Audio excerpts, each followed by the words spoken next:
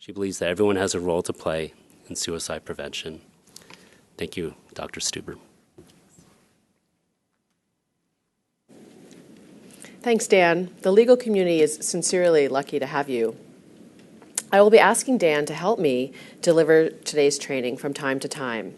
And again, I want to thank the WSBA for their leadership in hosting this training. So welcome to today's training on suicide prevention, designed with a lawyer in mind.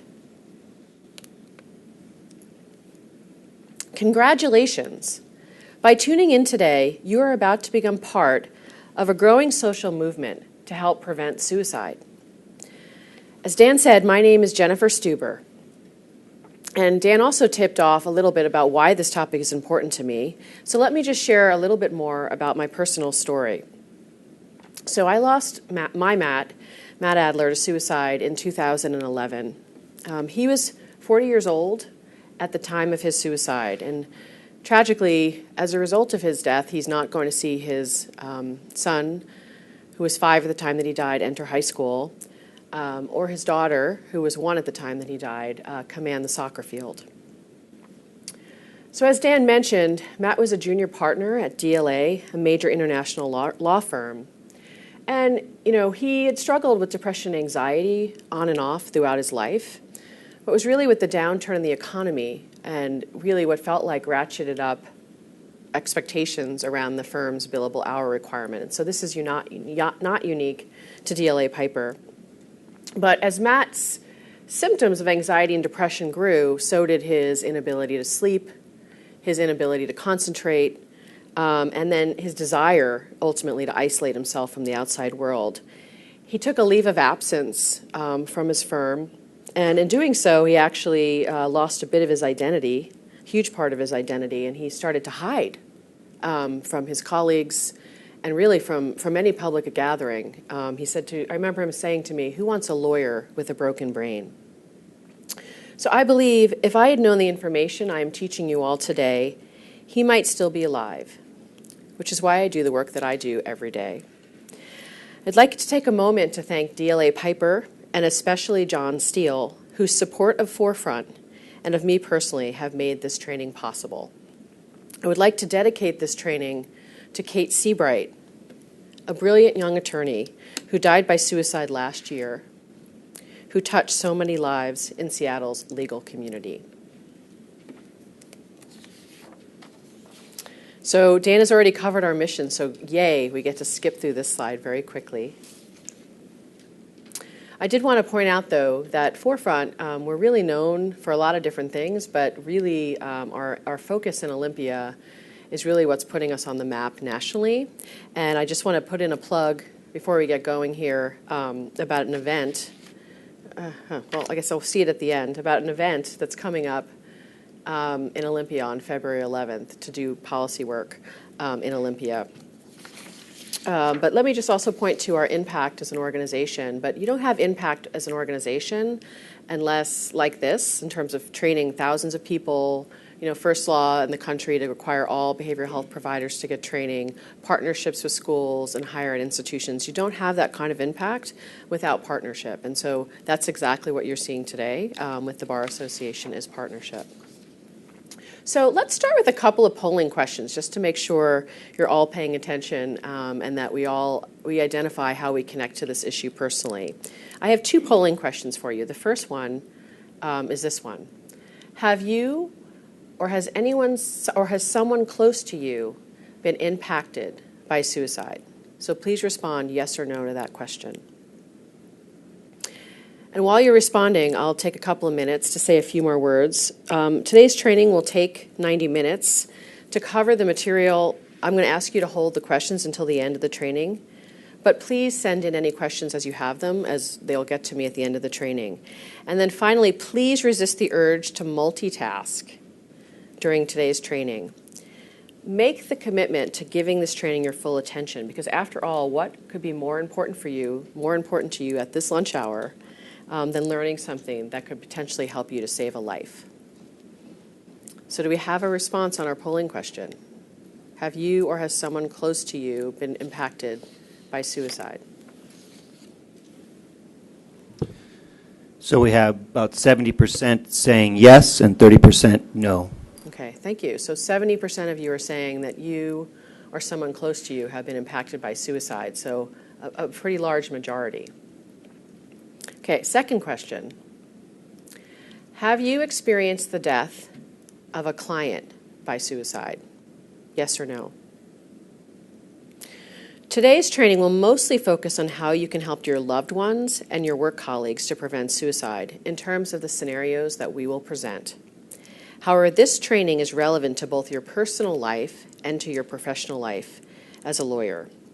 There will be a more in-depth 3-hour training that will expand on how lawyers can help prevent suicide with their clients, and we'll also talk about suicide prevention and managing work stress in the workplace.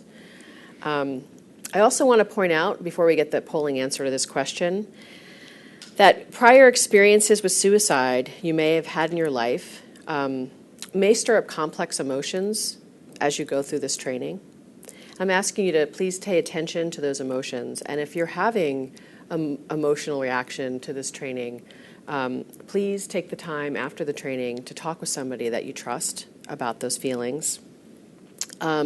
Sometimes, especially if you've had personal experience with suicide, when you learn about the prevention side of it, it can cause you to feel guilt or remorse. This is a very normal reaction. I certainly have felt this myself.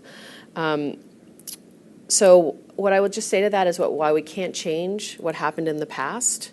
What we can change is learn more so that we can help people in the future.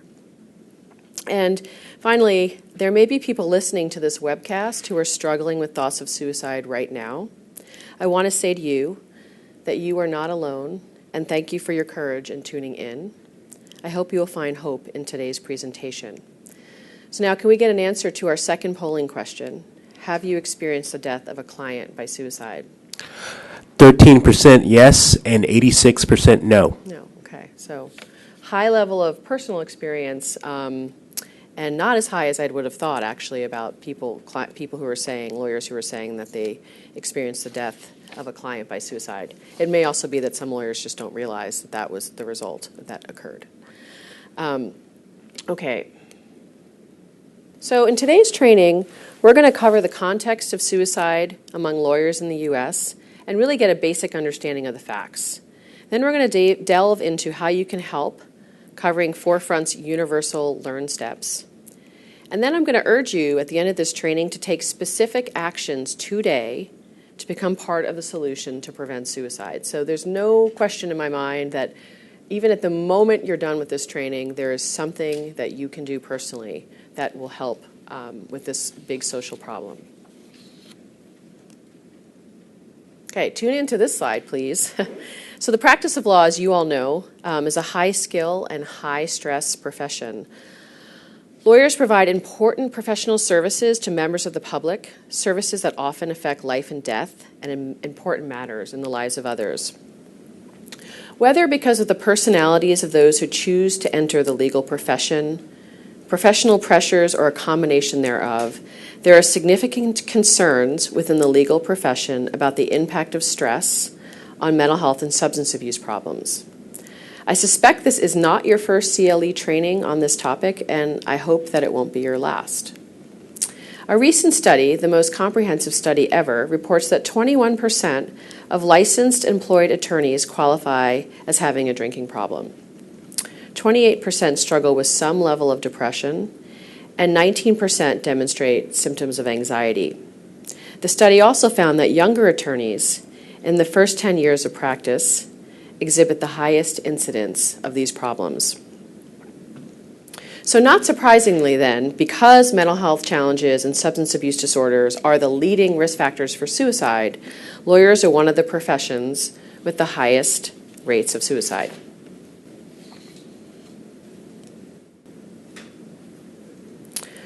So I would like you to take a moment to consider this question. This is not a polling question, because undoubtedly your answers to this question are going to be complicated. Why might lawyers have higher rates of mental health challenges than other professionals?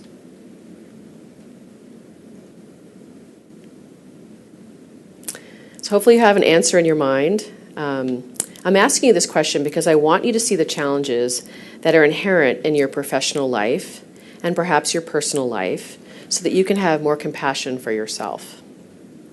And approximately half of the U.S. population over the course of their lifetime will experience a mental health challenge. Lawyers are not immune.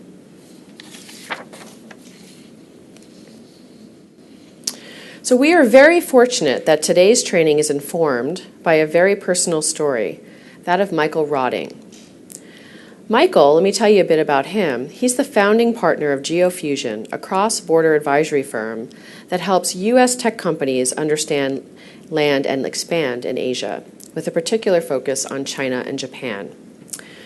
Rotting has extensive business background in the Asia region, having served as the president of Microsoft Greater China, Microsoft Japan, and Microsoft Asia. Rotting was previously chairman of the Washington State China Relations Council, where he knew my late husband, Matt Adler. Michael's story this afternoon will unfold over the course of 4 video clips that are dispersed throughout the training.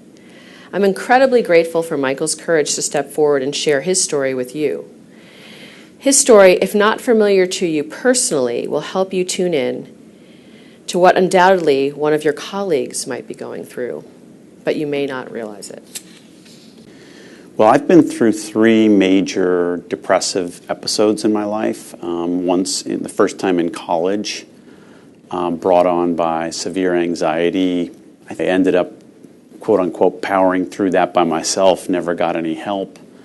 I also then had, midway through my career, after I got home from Asia, I had a number of external stresses related to my job and my father passing away after a long illness and repatriation to the United States, and that ultimately culminated in kind of a nervous breakdown.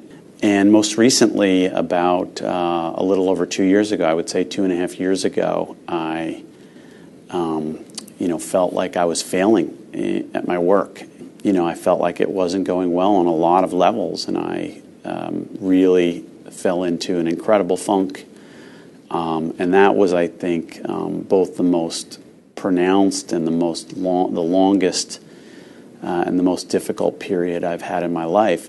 Because what we're hearing here from Michael's story is that he obviously had periods of depression throughout his life. That imagine the CEO of Microsoft Asia feeling like he's not good enough, he is not performing well, and so he's sharing here this trajectory of his life experience with depression and his struggle. So we'll hear again from Michael in a little bit. We may have some duplication of what he says, but that's quite okay because it's a really powerful and important story.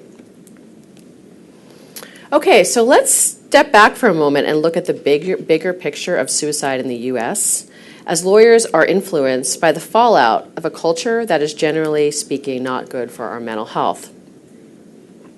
So first off, I just want to point out that when suicide happens, it hits the family and the community hard.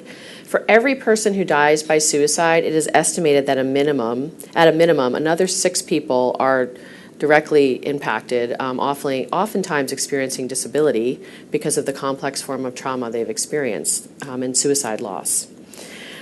Since suicide is a leading cause of death amongst teens, look at the statistics amongst young men and men in the middle years. Because it generally results in vastly premature deaths, hitting us unexpectedly and violently. It adds to the complexity of the grief that results from suicide. So in 2017, we lost over 47,000 people to suicide in the U.S. That's more by car crashes, prostate, or breast cancer. And so think about how much we talk about car crashes, prostate, and breast cancer, and think about how much we don't tend to talk about suicide.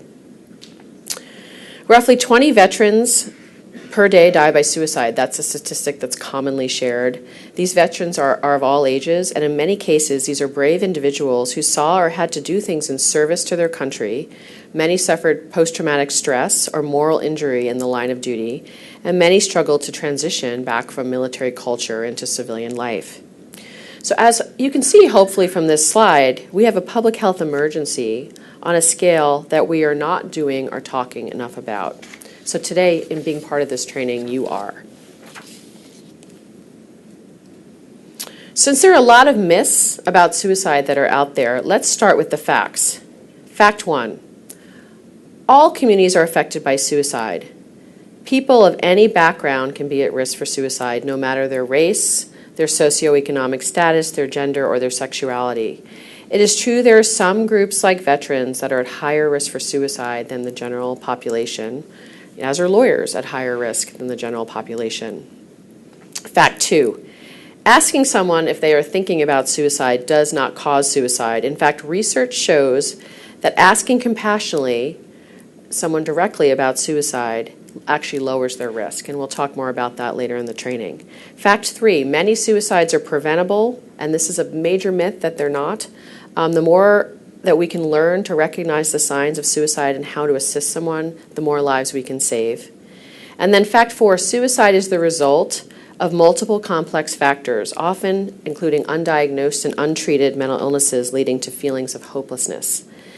So media stories tend to oversimplify suicide, but virtually all suicides are due to multiple factors. While one event may trigger the impulse to act on suicide, so in this case, my husband's concern about stress and billable hours, there are usually multiple complex factors that are at play. So there are some facts.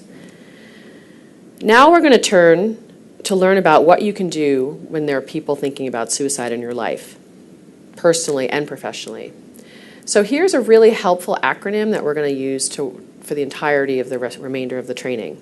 That acronym is LEARN, and it stands for Look for Signs, Empathize and Listen, Ask About Suicide, Remove the Danger, and Next Steps. And there will be a quiz on this, so I hope you're getting those L, E, A, R, and N steps in your brain. I want to start by saying, before we start talking about the L step, look for signs, that most people who are considering suicide do show signs. Research shows that up to 80% of people who die by suicide did show some signs, but we're just not trained to recognize them as a public and put them in that context. Because again, we don't talk enough about suicide. The signs that someone may be at risk for suicide are things that we can sense, things that we can observe through people's behaviors or actions, things that we hear or read and know about a person. So I'm asking you, I'm really training you today to get your antenna up, to put your antenna up. And so let's briefly go through these signs now. I'm going to ask Dan to help me. And in the advanced training, we'll really highlight ones that may be particularly relevant to recognizing in your clients. But before we get to the specific signs, can we look at this question, which is, because I want to make sure that you realize before we cover the signs explicitly that you already know a lot of this. So I'm just putting this question up here. What signs have you noticed when someone in your personal or professional life is struggling?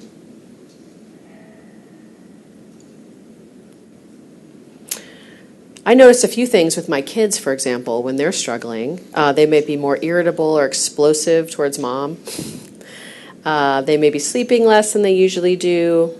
They may be avoiding things that they normally like to do. So this doesn't necessarily mean they're thinking about suicide, although I'm really glad that I'm now comfortable to ask that question. But when I see these signs, it means I need to slow down the pace of life and check in and connect with them. So that's what I'm asking you to do here, is to think about what are signs of people that are close to you right now that are signs that they might be struggling. And we're going to cover them systematically now, thankfully, with Dan's help. So first are signs that you can sense. These are emotions that are common among people who are considering suicide. Sometimes people considering suicide will express these emotions outright, or you may need to ask the person how they are feeling. Let them know you are a safe person to talk about your emotions. For men, expressing feelings and emotions can be difficult, but it's an incredible thing when men can actually reach out and help other men. And I think that's opens up a huge opportunity for us. So Dan, would you please read these emotions out loud that are signs that someone might be at risk for suicide? Emptiness, loneliness, anger, irritability, hopelessness or helplessness, sustained anxiousness, shame, and humiliation. So especially be concerned if any of these emotions are a change from the person's regular personality, or if they seem to be related to a painful event, such as a loss, or a change in something that's happened, such as losing a job or something. But these are emotions that are kind of characteristic of people who may be thinking about suicide. So signs you can see include actions or behaviors often displayed by people thinking about suicide. Dan, can you please read these out loud? Withdrawing or isolating, increasing drug or alcohol use, trouble sleeping or sleeping too much, researching ways to die, giving away possessions, and reckless behavior. Let me just say a few things about a couple of these signs. So the withdrawing and isolating, that is very characteristic of someone who is in a really tough spot and maybe thinking about suicide. And that means that they're like isolating from things that they normally like to do. Alcohol use can increase and has been shown to increase in some people who are considering suicide. And that makes sense because that alcohol use is, in this case, being used as a way to inhibit one's sense of fear that they may have about thinking about dying, and it might also increase their impulsivity. And then insomnia has long been associated with depression, and it's a very under-recognized sign as a risk for suicide. Just think about what happens when day after day, night after night, you don't get enough sleep. So in hyperinsomnia, or sleeping too much, though, is also associated with suicide risk, as are chronic nightmares. So be alert to these behaviors in people you care about. There are also warning signs that are expressed through verbal and written communication. So Dan, can you read these signs? Speaking of feeling trapped or hopeless, saying you'll be better off without me, joking, threatening, or statements about death, threats against self or others. So in the age of our high rates of media usage, our texting, our social media, I mean, you can actually view that through two different lenses, positive and negative, that increasing use of media and ability to communicate. Negative in that there are opportunities for some pretty terrible things to be said and inappropriate things to be said in these kinds of platforms, but positive in that there are opportunities to see that someone is reaching out for help. And so what I'm really urging you all to do in this age of technology and media and social media is to take statements like the one here, there's a thunderstorm in my brain, I can't take this anymore, seriously. Don't just let them go unnoticed. Inquire as to what that person's thinking, ideally not in a public message string, but personally behind the scenes, either by phone or the personal text. Figure out what's going on for that person. Check in. This is an opportunity to carry out these learned steps. And I will say that this is actually a real quote from a young man, a social media post that he had posted before he took his own life. And that post was not addressed as we would hope it would be.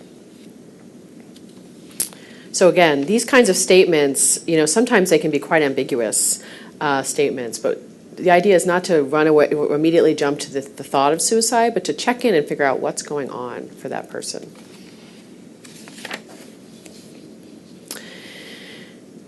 And then, of course, in terms of signs, there are things that you can just know about a person. There are things that have happened in a person's life and in their background that can really increase someone's risk. And so added together with those other things that we were talking about in terms of emotions and things people are saying and changes in behavior, these are the kind of things that add up to the complexity of suicide that we were talking about, the complexity of the risk. So trauma in particular increases vulnerability to suicide, and not just in the short term. So we know that childhood trauma, whether that's sexual assault, abuse, other kinds of abuse, etc., that's linked to all kinds of negative outcomes throughout a child's life if they're not addressed, and into adulthood, and can also increase risk for suicide. So other experiences, the loss of a loved one, especially by suicide. Do you want to read these actually, Dan? Sorry, I don't want to steal your thunder. Loss of loved one, especially if by suicide. Breakup of relationship. Veterans' transitions. discrimination linked to sexual orientation or gender identity, and personal or historical trauma. So again, these experiences of trauma, and in particular, I want to tune you into the loss of a loved one, especially by suicide, that can actually increase one's risk for suicide if those feelings and the complexity of those feelings surrounding that death are not addressed. Breakup of relationship, very, very important, can be a very, very important sign, particularly men in the middle years, and divorce. Huge thing to be really concerned about your buddies who are going through those kinds of experiences. We already talked about veterans and their transitions back from military culture into civilian life and how challenging that can be for them, and also in terms of the family turmoil that can often come with that. We hear a lot about the LGBTQ population and how their heightened experiences of discrimination, of prejudice, can be linked to higher rates of suicide. And then, of course, we talked about personal trauma, but I want to say a word about historical trauma. That includes things like colonization, genocide, and mass trauma among entire populations. So, for example, when we talk about American Indians, we often hear that there are some tribes that are at higher risk, and what's been shown is that the higher risk is related to the experience of historical trauma, related to the colonization of those tribes. So just some things I want you to be aware of when you're thinking about, hey, is this person that I'm concerned about, what's going on for them? And so this is the broader context. But ultimately what I want you to hear is, if you're concerned about somebody, your gut is telling you, you should trust your gut. And you should also think about the fact that you're looking really for changes in people's behavior. So that's the L step. Now let's move on to all these steps are really important, but this one I really want to make sure you nail this one, because this one is really critical and perhaps not always intuitive for the lawyer. So this step is the empathize and listen step. So let's just take a minute to define what empathy is. Empathy is about recognizing and acknowledging emotions in others. It's one of the most important skills in communication, but it's frankly one that's often overlooked and may not have been taught in your family. And so empathy and listening plays a huge role in suicide prevention, but arguably plays a huge role in really any healthy relationships that you're going to have. And listening, just to say what that is, it's the act of staying silent. It's not trying to solve one's problems. So do you see a potential conflict for lawyers as professionals who are trained to solve problems in terms of their ability to empathize and listen, say, in their personal life or with their clients? So consider that as a lawyer, you're trained to be really good at finding out facts and using your voice to solve problems. But really the only way to find out about emotion is to listen. So I'm asking you with this training to think about, or to fight a bit your instinct to jump into problem-solving mode when you're concerned about someone in your life, and instead respond by empathizing and listening. So to further hit on this point, I'm going to take a minute to talk about the suicidal state of mind, because I think that'll really help with this concept of empathy, and because it's really hard to empathize if you don't have a sense of what somebody else is going through. And so for those of us who haven't been in a suicidal state of mind, I think this will help. Okay, so that word there is pain, hopelessness, and no sense of belonging. Sorry for the two S's being cut off there. But here's a very important concept I want you to understand. People who attempt suicide and survive say it's not about wanting to die. It's about wanting to end their emotional pain. So, put simply, suicide happens when pain, hopelessness, a lack of a feeling that you don't belong, that outweighs one's ability to cope, or protective factors. And so what are some of these coping mechanisms, protective factors? Those are things that help us lead a balanced emotional life. These include factors like social connectedness through family and community, easy access to health care and mental health care. We all have that. I'm joking. No, we do not. Skills in problem solving and conflict resolution, and cultural or religious beliefs that discourage suicide. So we have innately, each of us, coping skills or protective factors for suicide. But simply said, suicide happens when our ability to cope is outweighed by pain, hopelessness, and perceptions that you don't belong. So remember my husband, Matt, he was in a lot of pain from his depression and anxiety. His symptoms weren't getting any better, which contributed to his feelings of hopelessness. And then he decided to take some time off from his job, which he thought would actually help him. But in doing so, that actually led to his identity feeling lost. And then he also felt quite displaced from his community because he thought, not correctly, that people were talking about him behind their back, which they weren't, but that's how he felt. So that's valid. He felt that. So when a person's level of pain and hopelessness becomes unbearable, outweighing their ability to cope, they don't believe their circumstances are going to improve, and combined with the feeling that they don't matter in their workplace or to their family, and combined with easy access to means, that's when suicide happens. So if I can use a metaphor, suicidal thoughts are the result of feeling like you're in a tunnel, a dark tunnel, where you can't find the way out. They are the result of emotional and physical exhaustion. So no wonder then that suicidal individuals often have difficulty reaching out for help. They don't think that they are worth the help. They don't think the help is going to help. This is why people who we're concerned about who are at risk for suicide, they need your care and support in reaching out, and care and support in persisting with getting help.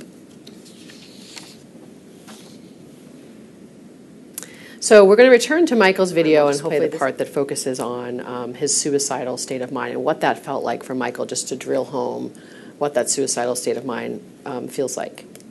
You get to a point of not really being able to function, being nervous about going into any kind of a meeting or interaction, and you start to feel tremendous feelings of guilt and shame.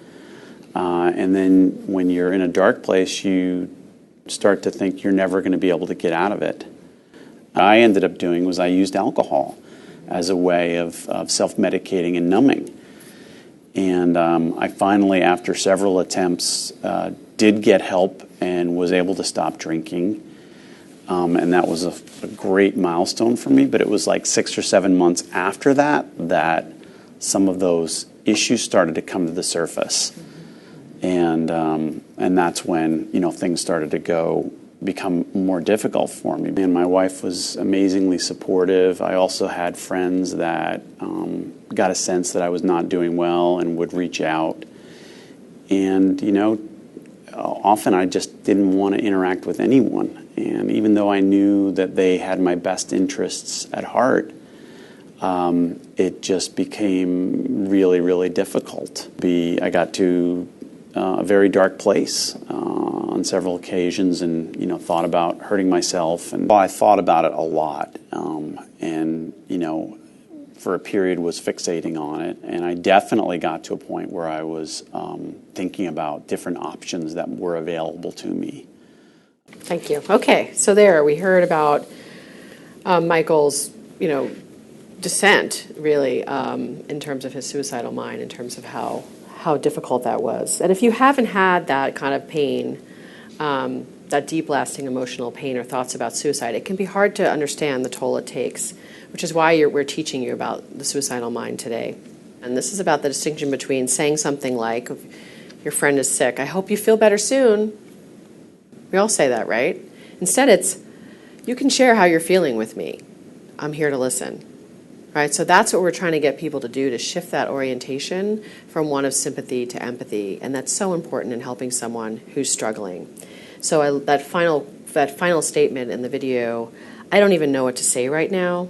I'm just so glad you told me. You don't have to have all the answers. You don't have to solve the problems. What you do need to do is to just frankly shut up and listen. Show you care. So here are some helpful things that you can say when someone is struggling. Dan, would you be willing to read these helpful things out loud? Yes. I'm so glad you told me. Tell me more. I'm listening. You must really be hurting. It's okay to be honest. I'm here to help. I love you no matter what. That was very well done, Dan. You sounded extremely empathetic. I appreciate that. So really, like if you're sitting there going, oh God, what is this? What is this woman talking about? You're probably not alone in that. But really, truly, empathy doesn't come naturally to many of us. I know it doesn't come naturally to me. Ask my kids, they'll tell you. But that's why I say, like, you don't have to be amazing at this. It's truly just about, when in doubt, saying nothing, validating the feeling. The feeling is real. And repeating back what you've heard. So these are some things. And staying out of that judgment and the problem-solving space, staying out of that space. So that's what we're talking about with empathy, and that's what helps someone who's struggling. Okay, so we've covered the L step. We've covered the E step. So now you've got someone. Imagine you've got somebody in your life. I'm sure actually most of you probably do out there. You have somebody in your life that you're currently concerned about. Maybe it's your client. Maybe it's your loved one. Maybe it's a colleague. So now we're going to teach you the A step, which is to ask about suicide. And this is going to take a few slides for us to go through. But this is maybe going to be a bit counterintuitive, although hopefully people out there are getting more awareness about this issue all the time. But what we're going to do is to ask about suicide clearly and directly. And I want to remind you that you shouldn't be afraid to say the word, and that if you say the word, you don't put the idea in someone's head. And that most people will be honest if asked in a direct and compassionate way. So again, please be direct and avoid vague language or judgmental language. Like you would definitely not want to say something like, "You're not thinking about suicide, are you?" You want to be direct. So Dan, can you read those two questions? Okay. Are you thinking about suicide? Are you thinking about killing yourself? In other cultures, in some cultures, the word suicide doesn't have a direct translation. So in that case, we'd say, use the second question. Are you thinking about killing yourself? Are you thinking about ending your life? But again, both ways of stating that question are direct ways of asking. Okay, so here's a polling question, your third one of the day. I'm going to ask you to take a look at this multiple choice question and to choose the correct answer. Why is asking directly about suicide so important? Answer A, B, C, or D.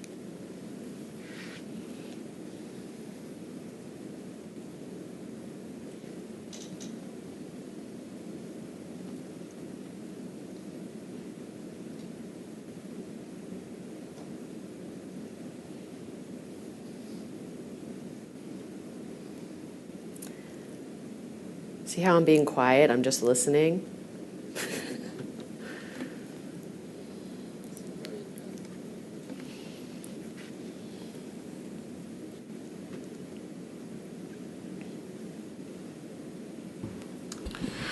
Okay, we have about a little under 2%. It increases the chance that the person will answer you honestly. A little under 2%.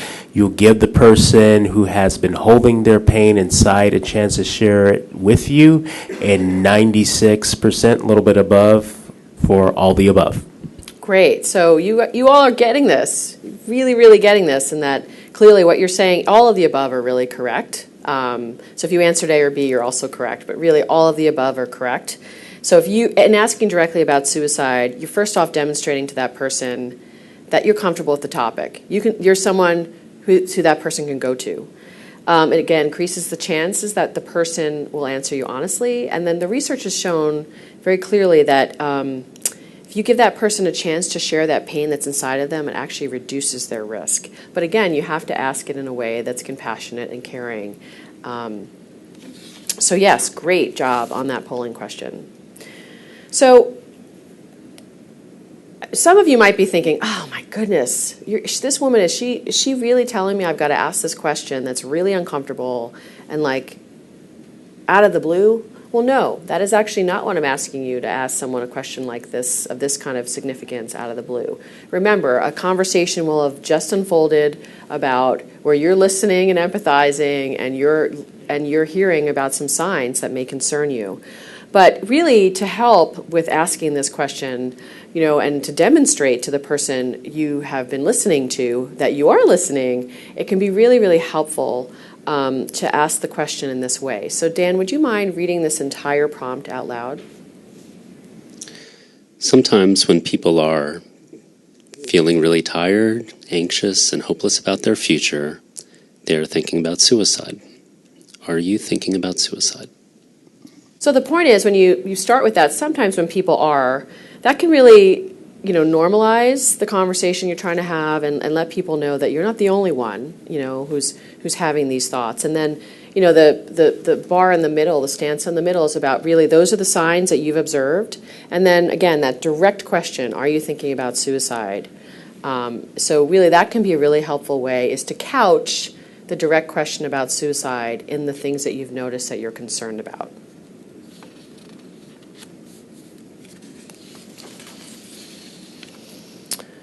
So yeah, there's a lot of potential signs out there that you might be concerned about. So again, you're looking for changes in a person's life or in their behavior, or when you're seeing multiple signs. That's when you want to ask. But I just want to again remind you, there is no harm in asking.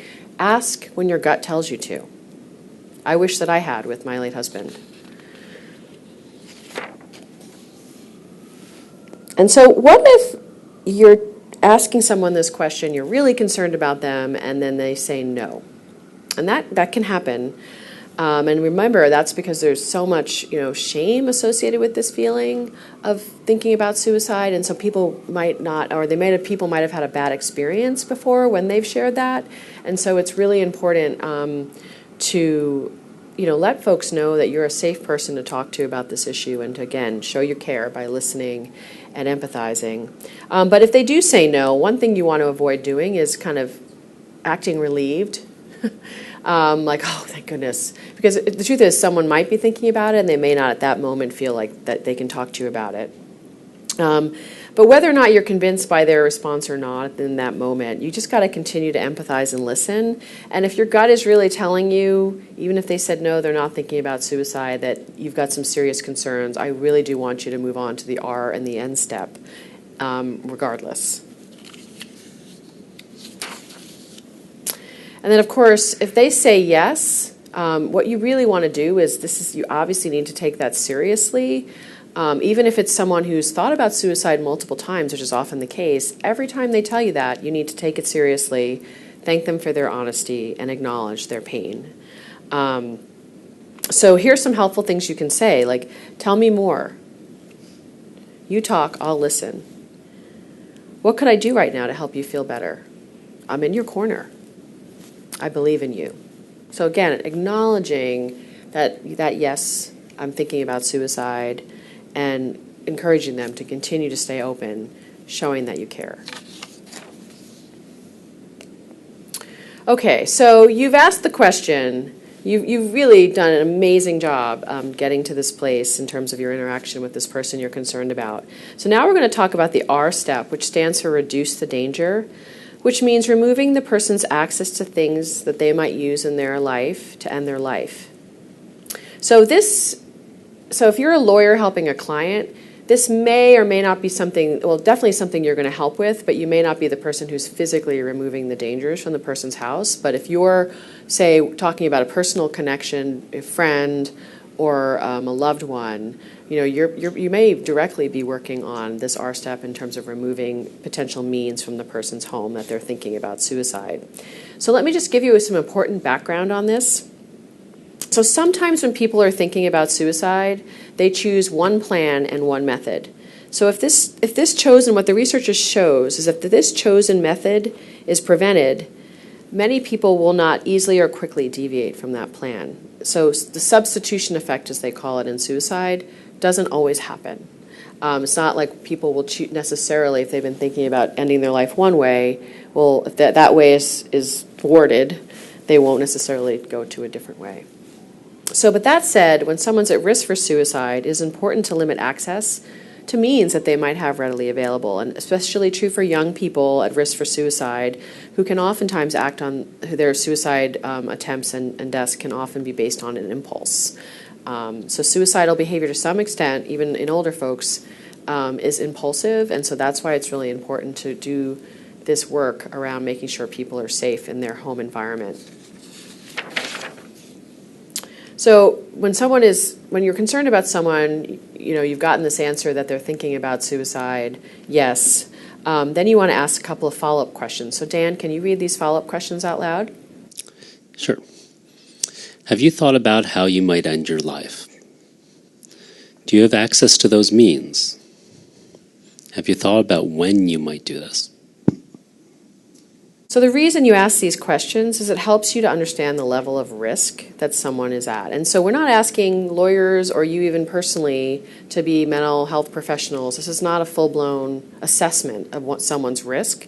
What this is it gives you a sense of whether, what the next steps need to be. Because if someone's telling you they've got a very specific plan and very specific access to those means, it's going to determine kind of what you do in that end step, as opposed to if they're very vague about it, they maybe don't have a specific plan, it would take you in a different direction in terms of the end step. But as you're asking these questions, just as in the previous direct question about asking about suicide, you want to continue to show compassion and care, even if what you're hearing is difficult. And remember, it's hard to understand how much pain that person is feeling. So as I said, you may or may not be the person helping to remove some of those dangers.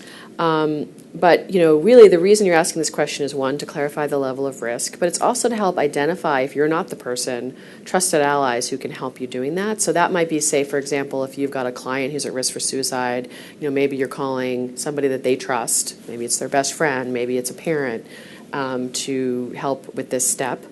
Or if it's your loved one or a close work colleague, for example, you might actually be the person playing a role in this step. So let's take a moment, and you may have heard a bit of this clip, but it's okay. Let's take a moment to listen here to Michael and how his family became engaged in caring for him and how they wrapped around him and how it really helped his safety. Often when you're thinking about suicide, a lot of your thoughts start to orient themselves towards things would be better without me. But I was fortunate enough that I had people around me that actually were very clear and persuasive in helping me understand that was not the case, that was anything but the case, and that the repercussions from suicide for the people around you in your immediate family and beyond are profound. Thank you. Thank you so much. Okay.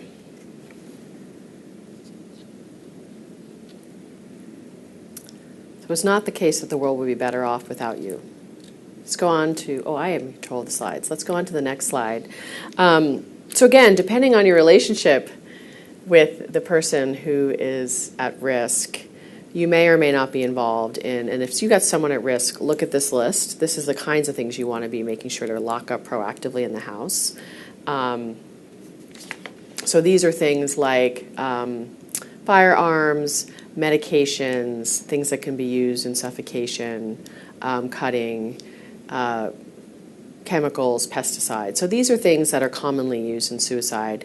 But I will say that the means that are the most commonly used in suicide and the most lethal in the United States are firearms. So roughly half of all suicide deaths, a firearm is used. And we're very fortunate in this state that we've got some unique tools to be able to help somebody who's struggling and at risk for suicide with helping secure these means, the firearms, in a way that it doesn't alienate yourself from that person.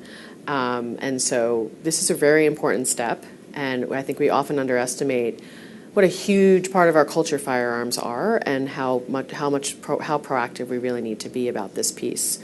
One other thing I just wanted to share, because I know lawyers love facts and data, is that most deaths most firearm fatalities in Washington State, it's up to 80% of firearm fatalities are suicides. They're not homicides. So firearms are used in the majority of suicides, but they're also the most, the death that's the most common with firearms are suicides. So a lot for us to take in here, but what you can do is we've got some really practical steps. One is if you're the one helping temporarily remove those means from someone you're concerned about, what you could really do is ask them to lock up that firearm.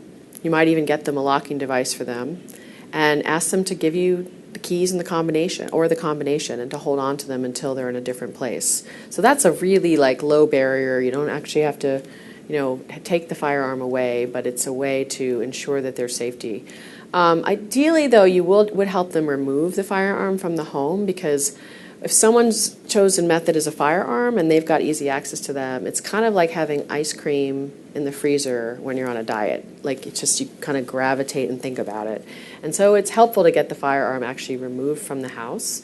And so we have a law where you can temporarily transfer that firearm to somebody during that period of crisis. And then, of course, if you're going to hold on to that firearm longer than the crisis period, you need to take it back in for a background check.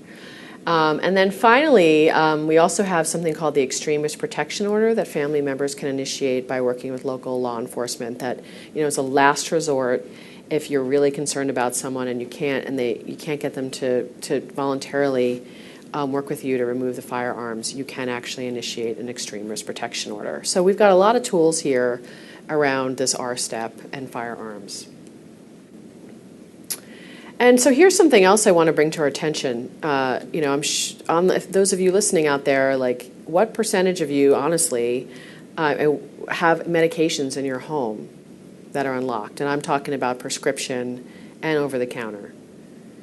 And I'm guessing the answer is almost 100%. I probably should have made this a polling question, because most of us have unlocked medications at home, and it's because we're not aware of how dangerous that these can be. And indeed, while medications are not as lethal as a firearm, they're very, very commonly used in suicide attempts, and that's one of the main reasons we have such high rates of hospitalization for suicide attempts. Mostly medications are used. And so what we're recommending, and this is radical, but we will get there as a culture, what we're recommending is that you purchase a locking device, could be, frankly, be a locking device that also is used for firearms, for medications, and that you don't have readily available to the person helping you with your house, clean your house, to the kids, to the neighborhood friends, etc. You don't have readily available in your home large quantities of medications. Maybe you leave out a week's supply of medications, but you lock up the rest of your medications. And that includes those big old bottles of medications that you might find at a Sam's or Costco. You definitely want to make sure that you're locking those up, or frankly not purchasing them at all. And if you've got someone in your life who's in a mental health crisis, you might also be the person who's in charge of locking up those medications and making sure that you're giving them out a one-day dose. I've met many people who have lost people from prescription overdoses where this really could have been prevented. So those are some really practical things that you can do today and to help somebody who's at risk. So now you've been through most of this training. We've been through the L step, the E, the A, the R step.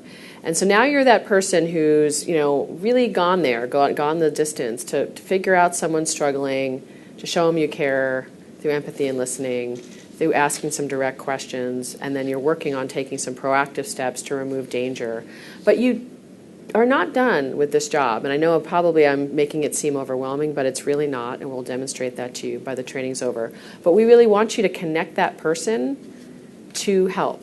And if you're not you're not the person, if you're the counselor helping your client, you are not the person who's going to be providing that help in any kind of extended way. If you're the partner, partner as in marital partner, you are not the person who's going to be providing. You're there to support and care. The partner in the law firm, you might be there to support and care for your associate or your other partner, but you're not the person who's going to provide that extended care that this person really needs at this point as they go through this struggle, which is so common to all of us. So what are some things around this next steps?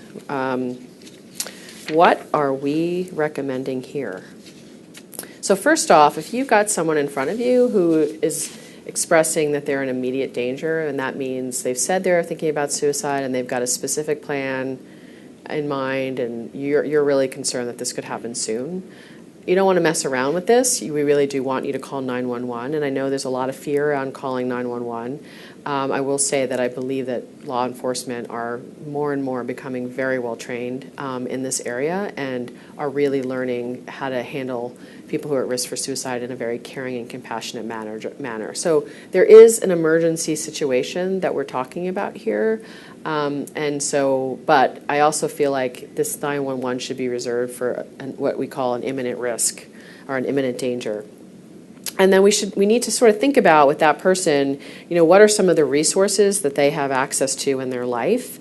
So, for example, if they're employed, they may have access to a specific employee assistance program. Do they have a doctor, a primary care doctor, who can then help connect them with a mental health provider? Or a school counselor might be able to connect a young person to a community-based mental health provider. This is a time to bring in other family members who are supported and trusted by that person to really let folks know that this person's level of struggle requires our support.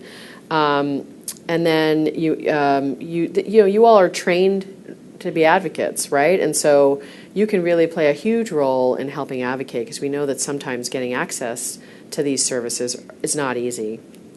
And so we're asking you really here to do more of a warm handoff, which means that it's really not enough when you've identified somebody who's a concern to just say, okay, you're a concern, here's the crisis line number, and say, see you later. That's not what we're asking you to do. We're asking you to actually help proactively work with that person to make that connection to the next step, whatever that might be, and to help them at that point problem solve about what are some ways we can get them some help.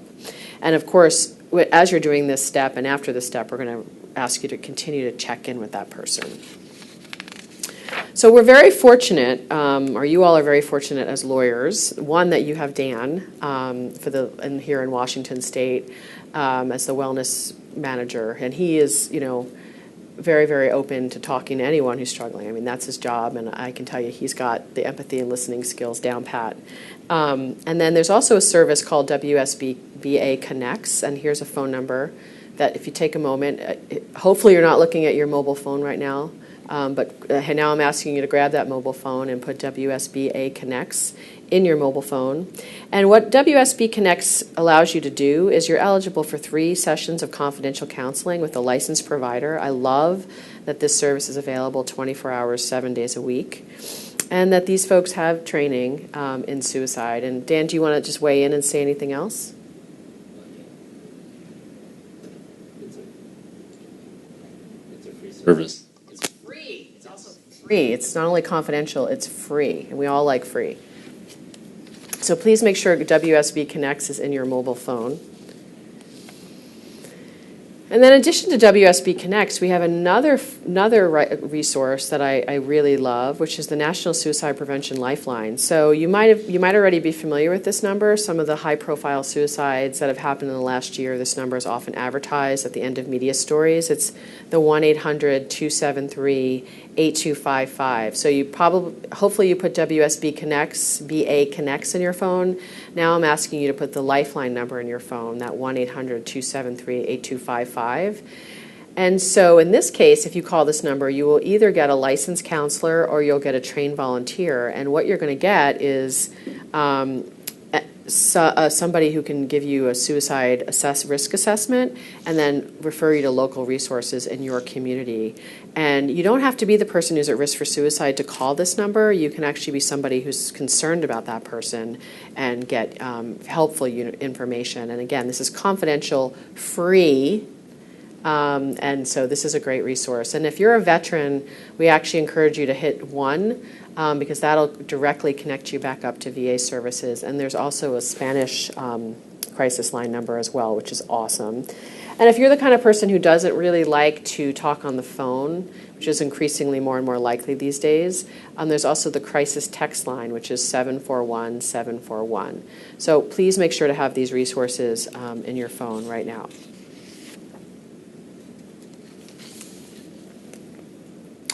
Okay, so we have covered the L, the E, the A, the R, and the N step. And now what I'm going to ask you to do is to tune in for a few minutes to see what it looks like to put this all together. And this is only a 4-minute video, but what I'm going to ask you to do is to be an active listener as you consume this video, and look for when you see the L, the E, the A, and the R, and the N step, and just make a mental note as you're watching this of that. Oh, that was the L step. Oh, that was the E step, etc. So thanks. Tune in for 4 minutes.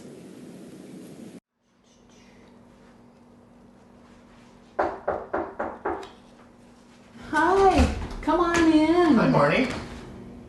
How are you? I'm okay. It's very good to see you. I'm sorry to show up unannounced. Oh, you're fine. It's good to see you. Good to see you, too. Can I get you some coffee? Coffee sounds very good. Thank you. I sent you a couple Facebook messages and made a couple phone calls to you. Didn't hear back from you. I just wanted to check in with you and see how everything's going. Well, you know me. Thank you. I don't do Facebook, and I just have a lot going on. I'm fine. Do you want to have a seat? Yeah, absolutely. You know, Marnie, I heard last week at work in your team meeting you had a bit of a meltdown. Yeah, well... Marnie, would you come have a seat with me? Sure.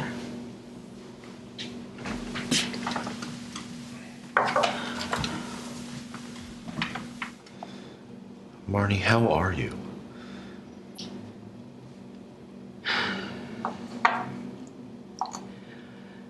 You know, sometimes I just have so much pain still. I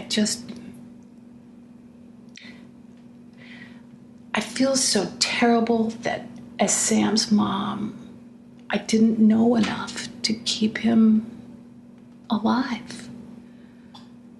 It sounds like you're in a lot of pain. Could you tell me a little bit more about that? Well, I mean, he struggled with depression, and I remember telling him he was going to grow out of it. I just feel, all the things I could have done and I didn't do to help him. How are you sleeping? I have this sort of half sleep in which I just play memories, half the night. Right. You know, Marnie, sometimes when people aren't sleeping well, are having meltdowns at work, are missing weekend events with friends, and are suicide loss survivors themselves, they're thinking about suicide. Marnie, are you thinking about suicide?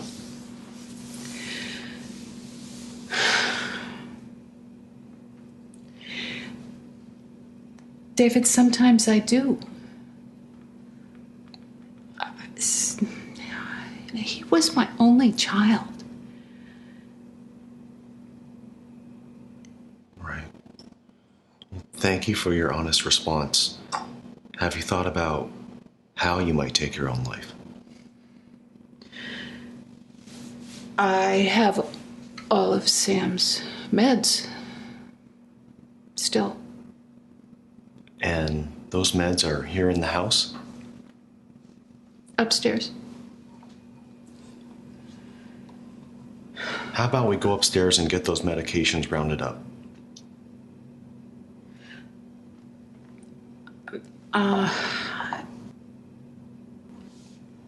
I don't really want to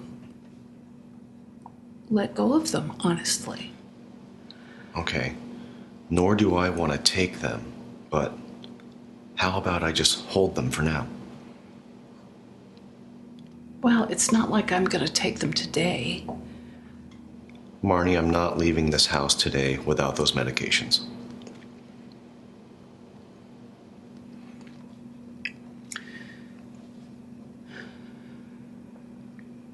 Okay. Okay. And how about you? Let's get you some help. I'm calling the Suicide Lifeline.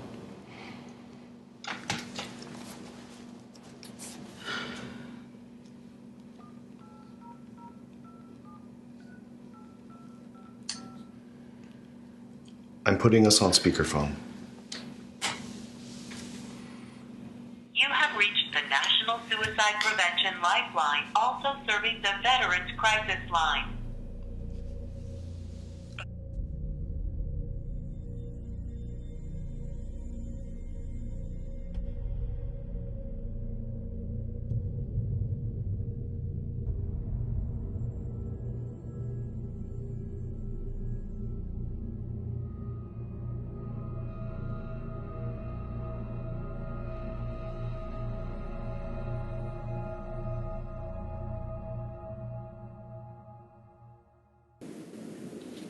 So what I love about this video, and again, this was only 4 minutes, not 4 hours, is literally every step that we talked about today was covered. So you might recall the L step when David came over to visit Marnie with a very clear intention. It was to figure out what's going on with his friend, and he saw some clear warning signs, right? She had a meltdown at work that wasn't characteristic of her. She had missed something that she loves to do, which is the hiking trip. There were several warning signs. She wasn't sleeping well. He took the time to call her over to sit down and empathize and really listen and validate her feelings. That was probably the moment where it was maybe the most, like, a little bit uncomfortable, but he was clearly very much attuned to what was going on for her. He asked her very directly about suicide and about her plan, and then at that point, he did shift more from a listening and validating of feelings and emotions mode into helping get her connected to removing those meds. I loved how assertively he did that and gently at the same time, and then helped her get connected to care through the Lifeline. So again, that was 4 minutes. Not 4 hours, and I do believe this is the kind of conversation. This is the kind of conversation we need to have. Lay people need to be having all across this country. These steps. That kind of interaction is a CPR equivalent, and I would guess. I'm guessing that kind of conversation might even be easier for you to remember than how many compressions you do versus how many breaths, etc. So I really do believe that it's within our grasp, the lay public, to really learn these steps. And so I encourage you, if you're concerned about someone in your life right now, to think about having this kind of conversation. It's really just about being yourself and showing up and letting people know you care. Okay, so I'm going to ask Dan to help me one more time today. By reading, this is when I'm going to ask you to kind of reinforce some of the skills you learn. I'm going to ask him to read this scenario out loud, and then there's a couple of questions I'm going to ask you. Not polling questions, I'm going to ask you at the end of the scenario. Your associate seems very anxious lately about making his billable hours. A few weeks ago, he told you he had a panic attack. He complains about feeling tired all the time and is missing work. He is irritable with coworkers and canceled his plans for a highly anticipated road trip with friends. When you ask why, he says, "I don't deserve a vacation." You ask directly about suicide, and he admits he is thinking about it. You call the Lifeline together, and you help him set up a temporary transfer of his firearm to his brother-in-law. Okay, so here I'd like you to just use your trusty redlining pen or your pen and just underline, what do you see there are some of the warning signs in this scenario. I'm not going to give you the answer, just underline there in your mind what are some of the warning signs.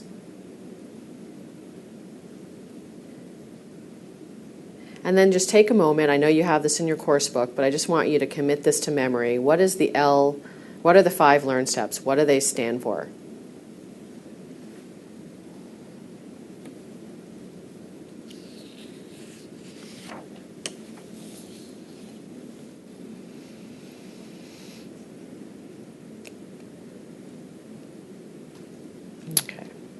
So just to go through that, sorry, I'll go back.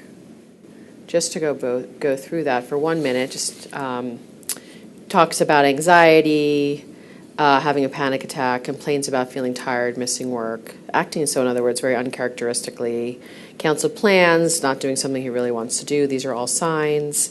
And then, of course, the 5 learn steps are look for signs, empathize and listen, ask directly about suicide, remove the dangers, and next steps to care. Okay, so we've been through the 5 learn steps, and as we near the end of the training, I want to leave you with a few things that you can do immediately to join the growing social movement to prevent suicide. And these are things that you can do in addition to what I've already requested that you do, which is that you have someone in your life that you're concerned about right now. When you get done with this training, I want you to reach out, or at least this evening, reach out and talk using the LEARN steps and the LEARN techniques. But let's talk about a few other things you can do right now. So maybe you're in your office by yourself watching this training, and then you're going to go out to the water cooler after this training. And hopefully you'll talk about how great this was and how much you learned. But I really want to make sure when you're having that conversation that you don't get yourself in that cycle of talking about all the suicides that happen and saying something like, remember when such and such committed suicide. We're really trying to move people away from that word of committed suicide in this context. And that is because the word committed has mostly negative connotations in our language. Committed a sin. You're very familiar, obviously, with committed a crime. And so what we're saying here is not, of course, that we want suicides to happen at all. What we're saying here is that we want to take away any judgmental word that is associated with suicide. Because, again, you've learned today that someone who's in a suicidal state of mind is in a lot of pain. They're in a lot of emotional pain. They can't see the way out. They're trapped in a cycle, right? And so this is trying to get any stigma away from this concept. And in terms of we want people to reach out for help. So we're really asking you to say what accurately happened. They died by suicide. They took their own life. And so that language change is going to take a while to happen, but that's a way for you to really re-emphasize in your own brain what's really going on for the suicidal person. This is so that's a change that we can all make, even at the water cooler, right after this training is over. Other helpful things you can do, so in your course book, there's the Learn one-pager. I'd love it if you take that out and maybe put that on your bulletin board at your office or put it on your refrigerator at home. That'll demonstrate to people right away as a signal that you're someone they can talk to about things that you might be going through. And again, I've already asked for this, but please putting these resources into your mobile phone would be a great thing that you could do right away. And then thinking about your own home. And again, even if you're living alone, this is relevant to you unless you truly have no one living in your house, even for pets, frankly, like locking up large quantities of medication as well as your firearms, including those that are used for home defense.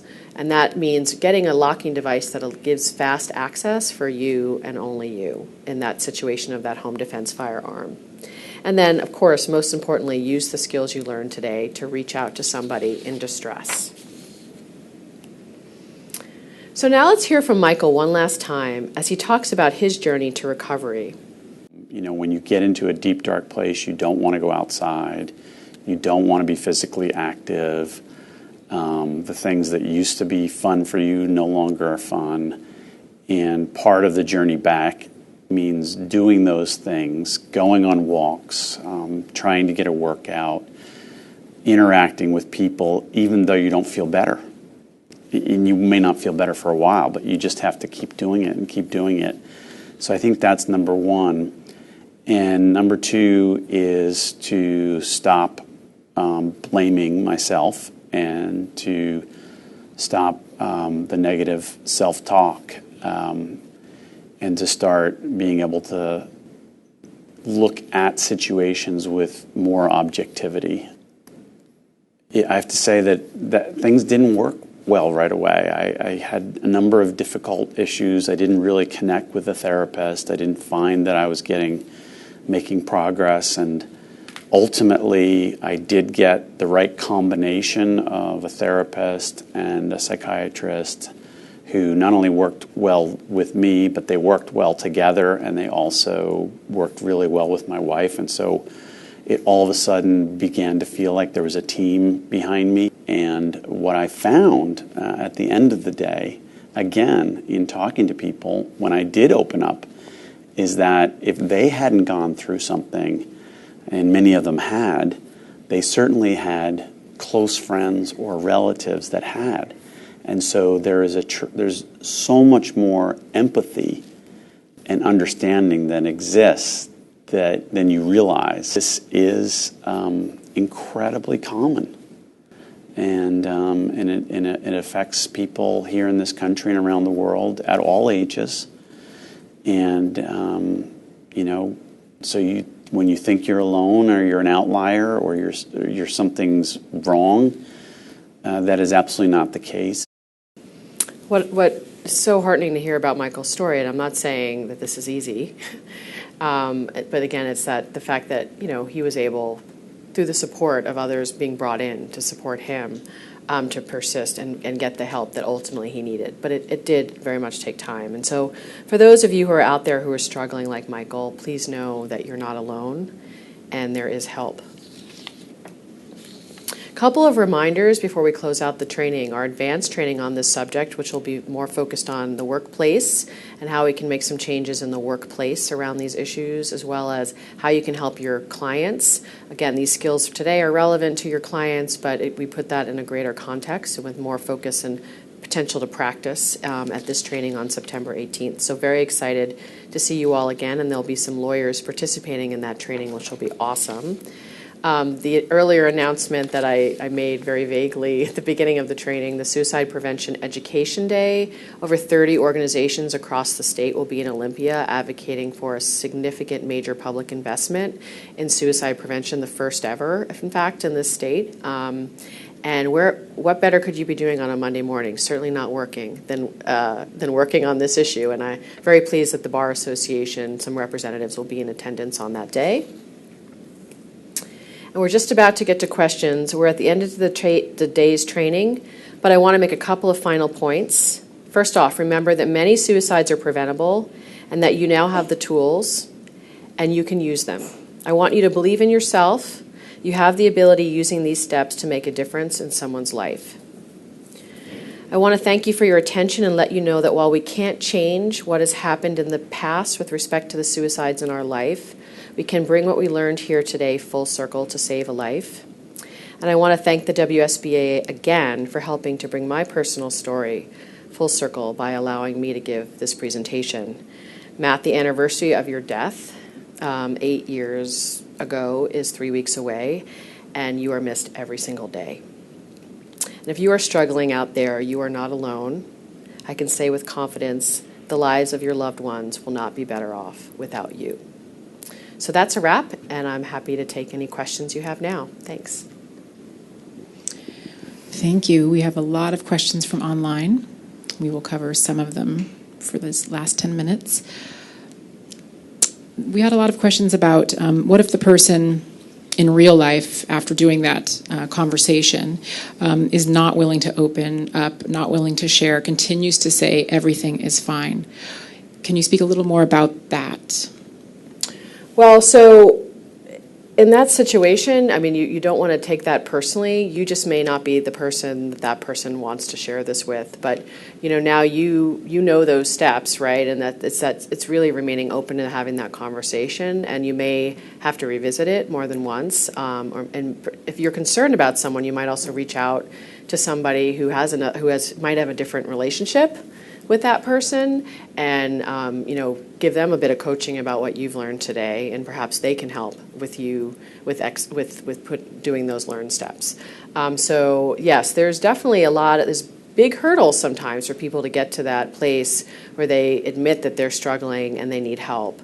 And a lot of times people are kind of, hiding behind, it's a defense mechanism. They're hiding from kind of letting folks know about it. But you got to really stay with it. The learn steps aren't like a one and done.